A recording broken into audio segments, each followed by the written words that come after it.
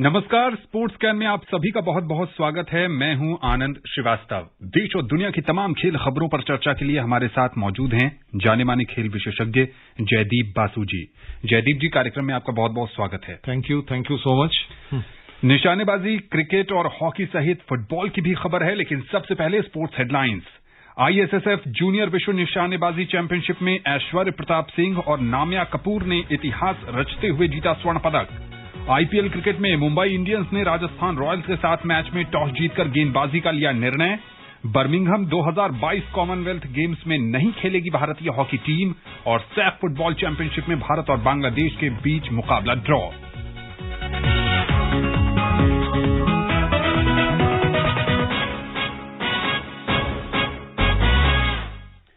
सबसे पहले बात करते हैं निशानेबाजी की। आईएसएसएफ जूनियर विश्व निशानेबाजी चैंपियनशिप में भारतीय निशानेबाजों का शानदार प्रदर्शन जारी है।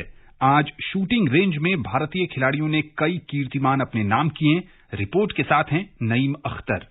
पेरू की राजधानी लीमा में आईएसएसएफ जूनियर विश्व निशानेबाजी चैंपियनशिप में भारत के युवा निशानेबाज ऐश्वर्य प्रताप सिंह तोमर ने पुरुषों की 50 मीटर राइफल 3 पोजीशन के फाइनल में नया विश्व रिकॉर्ड बनाते हुए स्वर्ण पदक जीत लिया है। तोमर ने फाइनल में 463.4 अंक के साथ पहला स्थान हासिल किया। फ्रांस के लुकास क्राइजस ने 456.5 अंक के साथ रजत पदक जीता। भारत के अन्य निशानेबाजों में संस्कार हवेलिया 1160 के स्कोर के साथ 11वें, पंकज मुखेजा 1157 के साथ 15वें, सरताज तिवाना 1157 के साथ 16वें और गुरमन सिंह 1153 के स्कोर के साथ 22वें स्थान पर रहे। इससे पहले भारत की 14 वर्षीय निशानेबाज नाम्या कपूर ने मनु भाकर को पीछे छोड़कर महिलाओं की 25 मीटर पिस्टल स्पर्धा का स्वर्ण पदक जीता। नाम्या स्वर्ण जीतने वाली भारत की सबसे कम उम्र की निशानेबाज बन गई हैं। फ्रांस की कामिले जेद्रजेवेस्की दूसरे और भारत की मनु भाकर तीसरे स्थान पर रहीं। कामिले और मनु के स्कोर बराबर रहने पर शूट ऑफ का सहारा लिया गया, जहां कामिले ने मनु को 4-3 से हराया। ये मनु का पहला कांस्य पदक है और वो विश्व चैंपियनशिप में 3 स्वर्ण जीत चुकी हैं। भारत 8 स्वर्ण, 6 रजत और 3 कांस्य सहित कुल 17 पदक लेकर तालिका में शीर्ष पर बना हुआ है। भारत के बाद दूसरे स्थान पर 12 पदक के साथ अमेरिका और 6 पदक के साथ तीसरे स्थान पर इटली का कब्जा है। चैंपियनशिप में 32 देशों के लगभग 370 निशानेबाज भाग ले रहे हैं। नईम अख्तर, स्पोर्ट्स कैन। जयदीप, टोक्यो ओलंपिक के बाद ये बड़ा टूर्नामेंट जूनियर टूर्नामेंट है, लेकिन जिस ढंग से आज ऐश्वर्य प्रताप सिंह ने निशाने लगाए, कमाल का प्रदर्शन। हाँ, ये है कि इसके साथ देखिए ये भी हम सोच सकते हैं कि एवरीथिंग इज नॉट ओवर जी। जैसे कि हमारे 15 शूटर गए थे वहां पे, क्या नाम है, टोक्यो पे, और वहां से जो परफॉर्मेंस था वो काफी हताशजनक था, इसमें कोई दो राय नहीं है। लेकिन ये है कि इंडिया में एक चीज तो ये जो आज का जो रिजल्ट ये प्रूव करते हैं कि टैलेंट एक के बाद एक आ ही रहे हैं।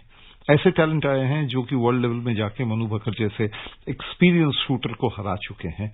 तो जूनियर लेवल से more and more shooters coming. देखिए, अगर ये शूटर्स की आप बात करें तो मेरे ख्याल से हम लोग बहुत ज्यादा इनके बारे में कभी जानते भी नहीं थे। हाँ, लेकिन एक के बाद एक जो शूटर आ रहे हैं, इससे एक चीज प्रूव होता है कि इंडिया का जो टैलेंट पूल है वो बहुत बड़ा है, काफी स्ट्रांग है। नाम्या 9वीं क्लास की छात्रा हैं, दिल्ली में रहती हैं, फरीदाबाद जाकर ट्रेनिंग करती हैं। मनु भाकर जैसे शूटर को हराया। लेकिन जयदीप, मनु का ये फेवरेट इवेंट नहीं है, वो 10 मीटर पिस्टल में ज्यादा कंफर्टेबल हैं। लेकिन नाम्या की भी जो सफलता है वो आने वाले दिनों में उत्साह बढ़ाने वाली है। हाँ, वो तो है, वही तो मैं कह रहा हूँ, फेवरेट इवेंट नहीं है, लेकिन उनके जो अनुभव है उसको बीट करना एक 9th, जो आप कह रहे हैं कि 9th क्लास के लड़की के लिए ये बहुत बड़ा अचीवमेंट है। हाँ। जी हाँ, बिल्कुल। और नाम्या से भी उम्मीद होगी और ऐश्वर्य से भी उम्मीद होगी कि आने वाले और वर्ल्ड लेवल के टूर्नामेंट में वो देश के लिए पदक जीतें और तिरंगे का मान बढ़ाएं। क्रिकेट की बात करें तो आईपीएल क्रिकेट में शारजाह में अब से कुछ देर बाद राजस्थान रॉयल्स का सामना मुंबई इंडियंस से होगा। मुंबई ने टॉस जीतकर पहले गेंदबाजी का फैसला किया है। दोनों ही टीमों के 12 मुकाबलों के बाद 10-10 अंक हैं। प्लेऑफ में पहुंचने की अपनी उम्मीदों को बरकरार रखने के लिए दोनों ही टीमों को जीत की जरूरत है। अगर बदलाव की बात करें तो राजस्थान के लिए श्रेयस गोपाल आए हैं मयंक मार्कंडे की जगह और कुलदीप यादव को शामिल किया गया है आकाश सिंह की जगह। मुंबई इंडियंस ने भी 2 परिवर्तन किए हैं। ईशान किशन की वापसी हुई है क्विंटन डिकॉक की जगह और जिमी निशाम आए हैं कृणाल पांड्या की जगह। राजस्थान की टीम की परिवर्तन की बात करें जयदीप, तो 2 स्पिनर्स को वो लेकर आए हैं, श्रेयस गोपाल और कुलदीप यादव। दूसरी तरफ मुंबई इंडियंस ने कृणाल पांड्या को बाहर का रास्ता दिखाया है और नीशम आए हैं जो बॉलिंग ऑलराउंडर के तहत खेलते हैं। हाँ, ये है कि देखिए मतलब डेस्परेट चेंजेस तो नहीं बोलूंगा इसको, लेकिन चेंजेस इसीलिए किया गया क्योंकि इनके पास और कोई चारा नहीं है कि इस मैच ऐसे स्थिति में पहुंच चुका है, जो जीतेगा उसके लिए थोड़ा बहुत होप बचा रहेगा और जो हार जाएंगे इस मैच में उनके लिए इस 21 IPL is over, 2021 IPL is more और लेस ओवर। मुंबई की जो टीम है जिसने टॉस जीतकर गेंदबाजी का फैसला किया है, पिछले कुछ मुकाबले देखने को मिले हैं कि चेस करने वाली टीम जीतती नजर आ रही है। क्या वही स्ट्रैटेजी है? हाँ, वो तो देखिए ये जो मतलब लिमिटेड ओवर्स क्रिकेट में यही होता है कि इवन 50 ओवर्स में जो चेस करते हैं उनको थोड़ा वो मतलब जीतने का चांस होते हैं क्योंकि उनके पास एक टारगेट होता है, जो भी है। हाँ, वो होगा। देखिए मुंबई तो आफ्टर ऑल मुंबई इस टूर्नामेंट के सबसे सफल टीमों में एक होता है।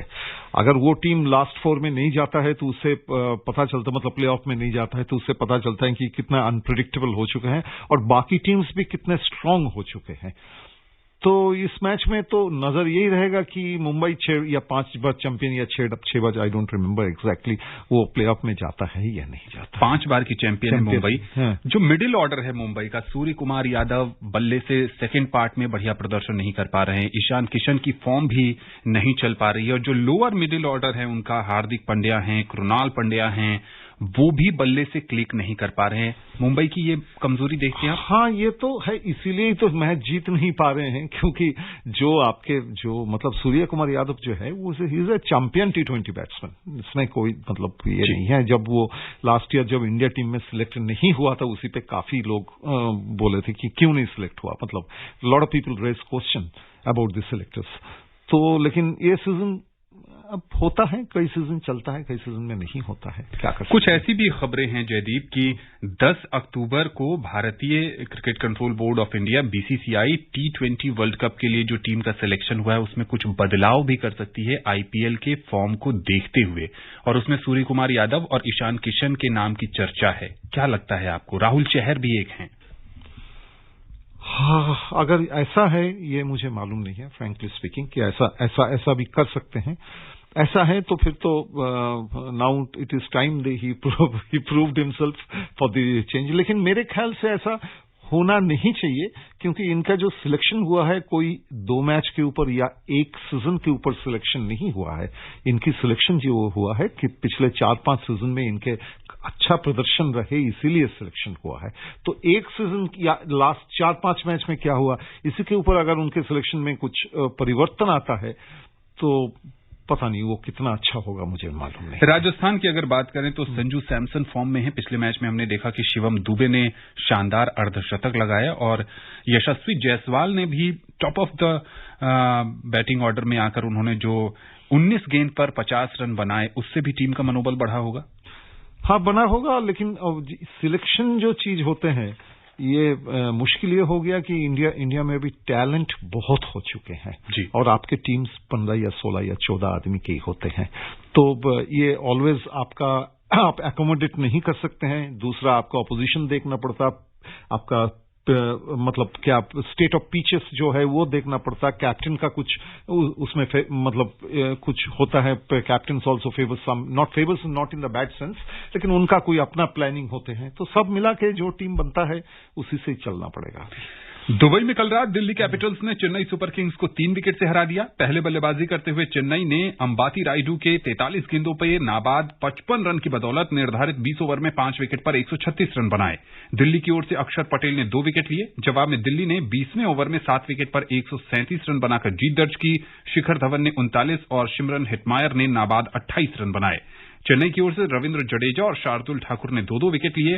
इस जीत के साथ दिल्ली की टीम अंक तालिका में पहले स्थान पर पहुंच गई है। जयदीप, जो बड़ा सवाल इस मुकाबले के बाद सामने आया, कैप्टन कूल अब बेरंग धोनी के रूप में बल्ले से नजर आ रहे हैं। हाँ, उनकी कल भी मेरे ख्याल कोई 28 बॉल में 17 रन ऐसे कुछ या 27 बॉल में 18 रन ऐसे कुछ किए हैं। उसकी बैटिंग चल नहीं रहे हैं, लेकिन जब तक उनके टीम मैनेजमेंट के उनके ऊपर भरोसा है, वो और सीएसके कोई ऐसे भी कोई खराब नहीं खेल रहे हैं, तो CSK has already qualified for the despite yesterday's loss. तो ठीक है, आगे देखते हैं प्लेऑफ में जाके क्या होता है। दिल्ली की टीम को कैसे देखते हैं? इस बार टीम रिकी पॉन्टिंग की कोचिंग में एक नई टीम नजर आ रही है। पिछले बार भी टीम ने बढ़िया प्रदर्शन किया था, लेकिन इस बार जीत की भूख नजर आ रही है। हाँ, वो तो है। लास्ट ईयर ऑल्सो देखिए, दिल्ली डेयरडेविल्स जब तक थे या ऐसे कुछ टीम का जो नाम था, तब तक दिल्ली डेयरडेविल्स ऐसा अच्छा टीम था, लेकिन उनके परफॉर्मेंस बहुत उनके मतलब उनके जो ये हैं कंसिस्टेंसी लेवल बहुत उतना अच्छा नहीं था। लेकिन फिलहाल इस टीम को देख, जो सबसे इस टीम का सबसे बड़ा चीज है, इसकी T20 क्रिकेट में भी इनके कंसिस्टेंसी लेवल बहुत हाई है, और 2-3-4 क्रिकेटर हैं जो कि इतना अच्छा खेल रहे हैं हर मैच में कि टीम को निकाल के ले जा रहे हैं। स्टीव स्मिथ और अजिंक्य रहाणे जैसे वर्ल्ड क्लास बैट्समैन जो हैं वो बेंच पर बैठे हैं। इससे पता चलता है कि दिल्ली की टीम कितनी मजबूत है। हाँ, और ऋषभ पंत जैसे यंग क्रिकेटर जैसे टीम को गाइड कर रहे हैं, वो भी मतलब इन टोटलिटी इंडियन क्रिकेट के लिए बहुत बड़ा चीज है। जी हां, दिल्ली की टीम शानदार फॉर्म में है और ये देखना होगा कि आने वाले प्लेऑफ के मुकाबले में टीम कैसा प्रदर्शन करती है और क्या पहली बार दिल्ली की टीम आईपीएल जीतने में सफल होती है या नहीं। हॉकी की बात करें तो भारतीय हॉकी टीम ने बर्मिंघम 2022 राष्ट्रमंडल खेलों से अपना नाम वापस ले लिया है। कोविड की स्थिति और क्वारंटीन के नियमों की वजह से भारतीय टीम ने यह फैसला किया है। ब्रिटेन में किसी भी बाहरी के लिए 10 दिन का अनिवार्य क्वारंटीन है। भारतीय महिला और पुरुष hockey team Birmingham Commonwealth games में भाग नहीं लेगी। दोनों टीमों ने ब्रिटेन में कोविड और उससे जुड़े नियमों की वजह से नहीं खेलने का फैसला किया है। जयदीप, ये भारतीय हॉकी संघ का फैसला होता है कि कौन से टूर्नामेंट में टीम को खेलना है या नहीं, लेकिन बहुत सारे खिलाड़ियों को मौका मिलता अगर राष्ट्रमंडल खेलों में टीम खेलती तो। हाँ, देखिए, हॉकी टीम तो मोरलेस सेट टीम है। जो ओलंपिक से खेल के आए हैं उसमें एक आध चेंज होगा, वही खेलेगा, वो आगे भी वही खेलेगा। लेकिन ये कॉमनवेल्थ के सीडब्ल्यूजी ना खेलने की जो फैसला है, ये तो कोविड की बात चल रहा है, लेकिन एक महीना पहले भी एक खबर आए थे कि वो नहीं खेलेंगे क्योंकि वो थोड़ा उस टाइम पे थोड़ा सा रेस्ट लेना चाहते हैं, जो भी हैं। और जो मतलब हॉकी इंडिया ने जो लेटर लिखा है उनको, वो बहुत सिग्निफिकेंट लेटर है। उस लेटर में लिखे हैं कि हम देखे हैं कि पिछले 1 साल में यूरोप के अंदर इंग्लैंड ही ऐसा जगह है जहां की सबसे ज्यादा कोविड केसेस हैं। तो उसको ध्यान में रखते हुए हम नहीं जाएंगे। और कुछ लोग अब ये भी बोल सकते हैं कि थोड़ा टिट फॉर टैट है, क्योंकि उन्होंने क्वारंटाइन रूल हमारे लिए जो बनाए हैं, हम भी उन्हीं के, वो हो सकता है, वो मुझे मालूम नहीं है। लेकिन आई थिंक डिसीजन कोई, अगर आप हेल्थ पॉइंट व्यू से देखिए, इन ए बिगर पिक्चर से देखिए, I don't think it's a bad decision. तो राष्ट्रमंडल खेलों में इस बार नहीं दिखेगी भारतीय हॉकी टीम। न्यूजीलैंड और ऑस्ट्रेलिया के बाद ब्रिटेन भी ओडिशा में होने वाले जूनियर वर्ल्ड हॉकी चैंपियनशिप में अपनी टीम नहीं भेजेगा। जूनियर वर्ल्ड हॉकी चैंपियनशिप 24 नवंबर से 5 दिसंबर के बीच भुवनेश्वर में होना है। ब्रिटेन का यह फैसला भारत सरकार की ओर से ब्रिटेन से आने वाले यात्रियों को 10 दिन क्वारंटीन रहने और 2 RT-PCR टेस्ट कराने के निर्णय के बाद आया है। उधर पाकिस्तान हॉकी महासंघ इस प्रतियोगिता में भाग लेने के प्रति आश्वस्त है। वो पिछले बार यानी 2016 में भारत में हुए इस टूर्नामेंट में वीजा मामलों की वजह से हिस्सा नहीं ले पाया था। PHF के अध्यक्ष ब्रिगेडियर सेवानिवृत्त खालिद सज्जाद खोकर ने कहा कि विश्व हॉकी संस्था द्वारा देर से सूचित करने के बावजूद महासंघ ने वीजा प्रक्रिया के लिए भारतीय उच्चायोग को सभी जरूरी दस्तावेज समय पर भेज दिए हैं। फुटबॉल की बात करें तो सैफ फुटबॉल चैंपियनशिप में भारत और बांग्लादेश के बीच मैच 1-1 गोल की बराबरी पर रहा। अपना 121वां मैच खेल रहे 37 साल के सुनील छेत्री ने 26वें मिनट में गोल करके बांग्लादेश के खिलाफ भारत को 1-0 की बढ़त दिला दी। लेकिन टीम इंडिया की जीत के लिए ये एकमात्र गोल काफी नहीं था, क्योंकि बाद में बांग्लादेश की ओर से भी एक गोल किया गया। अब सुनील छेत्री ब्राजील के महान फुटबॉल खिलाड़ी पेले के 92 मैचों में 77 गोल से सिर्फ 1 गोल पीछे हैं। इसके अलावा जो एक्टिव प्लेयर्स हैं इस समय फुटबॉल की दुनिया में, क्रिस्टियानो रोनाल्डो 111 गोल के साथ टॉप पर हैं, लियोनेल मेसी 79 गोल के साथ दूसरे और इराक के अली मबखौत 77 गोल के साथ तीसरे स्थान पर है। छेत्री चौथे पायदान पर बने हुए हैं। फुटबॉल कोच जो इंडिया के हैं इगोर स्टीमैक, उन्होंने कहा है कि ये ड्रॉ उनके नजरिए से बढ़िया परिणाम नहीं है, टीम को जीतना चाहिए था। वो तो है ही है, जो क्योंकि इंडिया, अगर आप फीफा रैंकिंग के हिसाब से जाए तो इंडिया का रैंकिंग है 107 और बांग्लादेश का रैंकिंग है 189। अगर 189 और वो भी बांग्लादेश टीम जो कि 54th मिनट में उनका एक प्लेयर को रेड कार्ड हो गया था, almost the entire second half they played with 10 men, और 10 प्लेयर की टीम अगर इंडिया से ड्रॉ कर लेता है तो वो जो इंडिया अच्छा नहीं खेला वो बताने के लिए इगोर स्टीमैक की जरूरत नहीं है, वो तो हमारे सामने जाहिर ही है। सुनील छेत्री का एक और गोल, एक और पायदान बढ़े हैं वो, ये तो अच्छा भी है और दूसरी तरफ से थोड़ा हताशजनक भी है, क्योंकि सुनील छेत्री बहुत अच्छा प्लेयर है, लेकिन 37 इयर्स के एज में भी उनको ही गोल करना पड़ रहे हैं। और बाकी जो लिस्टन कोलासो, मनवीर सिंह, रहीम अली, जितने फॉरवर्ड्स हैं, कल हमने मैच देखा है उसमें ऐसे फेल किए हैं, वो भी बांग्लादेश जैसे टीम के साथ, वो मतलब ये काफी डिसअपॉइंटिंग है। इस टूर्नामेंट में भारत के लिए आगे की राह कैसे देखते हैं आप? आगे की राह देखिए, इस टूर्नामेंट 12 बार अभी तक हो चुका है, उसमें 7 बार इंडिया चैंपियन हुआ है। अगर इंडिया चैंपियन नहीं होता तो इससे फेलियर। लेकिन ये है कि मतलब ये राउंड रॉबिन टूर्नामेंट है, पहले मैच में हमने अब 2 पॉइंट हमने खो चुके हैं, और ये है कि आप देखिए, आप हो सकते हैं नेक्स्ट मैच जो कि श्रीलंका के साथ है, वो तो वर्ल्ड नंबर 205 है, उससे आप जीत ही जाएंगे। लेकिन नेपाल से मैच है और मालदीव से मैच है। मालदीव होम टीम है और नेपाल से अभी हमने पिछले महीना जो 2 फ्रेंडली मैच खेले थे उसमें हम बहुत अच्छे नहीं खेले जी। So we are keeping our fingers crossed. जैसे जैसे ये टूर्नामेंट आगे बढ़ेगा, स्पोर्ट्स कैन के माध्यम से हम आपको अपडेट देते रहेंगे। भारतीय सीनियर महिला फुटबॉल टीम को दुबई के एफएस स्टेडियम में हुए दोस्ताना मुकाबले में ट्यूनीशिया के हाथों 0-1 से हार का सामना करना पड़ा। ट्यूनीशिया ने हेउजी के गोल से मैच में बढ़त बनाई और भारतीय महिला टीम को अंतिम मिनट तक बराबरी करने का कोई मौका नहीं दिया। भारतीय टीम अब बहरीन जाएगी, जहां उसे बहरीन और चीनी ताइपे की टीम के खिलाफ मुकाबला खेलना है। ये मुकाबले एफसी महिला एशिया कप 2022 की तैयारियों के रूप में देखा जा रहा है। ये भारतीय टीम का मुख्य कोच थॉमस डेनरबी के नेतृत्व में पहला एक्सपोजर है। भारतीय टीम ने दुबई में हुए पहले दोस्ताना मुकाबले में यूएई को 4-1 से मात दी थी। कबड्डी को पसंद करने वाले लोगों के लिए अच्छी खबर यह है कि प्रो कबड्डी लीग सीजन 8 की तारीख का ऐलान कर दिया गया है। लीग की शुरुआत 22 दिसंबर से होगी, जिसका पहला मुकाबला बेंगलुरु में खेला जाएगा। लीग में 12 टीमें भाग लेंगी, जिनके बीच कई रोमांचक मुकाबले होने की उम्मीद है।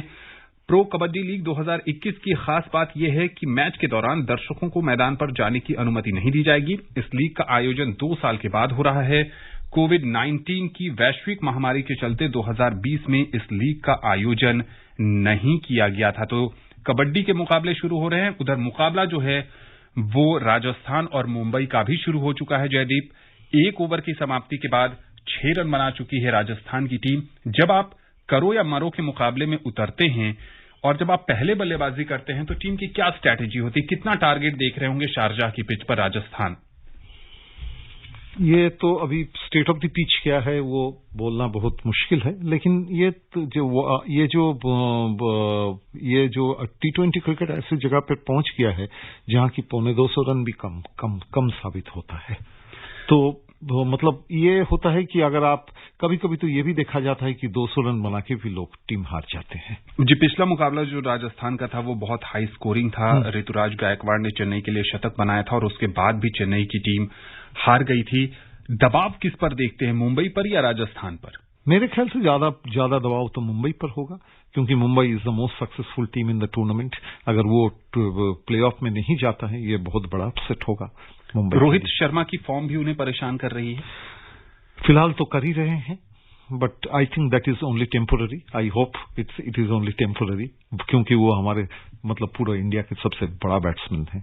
बहुत जल्दी मेरे ख्याल से इंडिया को कप्तानी भी करने जा रहे हैं। जी हाँ, चूंकि विराट कोहली ने कहा है कि 2020 विश्व कप के बाद वो भारतीय टीम की कप्तानी छोड़ देंगे और उसके बाद जो कयास लगाए जा रहे हैं वो यही है कि रोहित शर्मा भारत के नए T20 कप्तान बन सकते हैं। देखना होगा आज उनकी टीम कैसा प्रदर्शन करती है और जीतने वाली टीम प्लेऑफ में पहुंचने की अपनी उम्मीदों को बरकरार रखेगी। जयदीप जी, स्पोर्ट्स कैन से जुड़ने के लिए और विशेषज्ञ राय साझा करने के लिए आपका बहुत बहुत शुक्रिया। Thank you so much. Sports can का आज का कार्यक्रम यहीं समाप्त होता है। पूरी टीम को दीजिए अनुमति, कल आपसे होगी फिर मुलाकात। तब तक के लिए नमस्कार।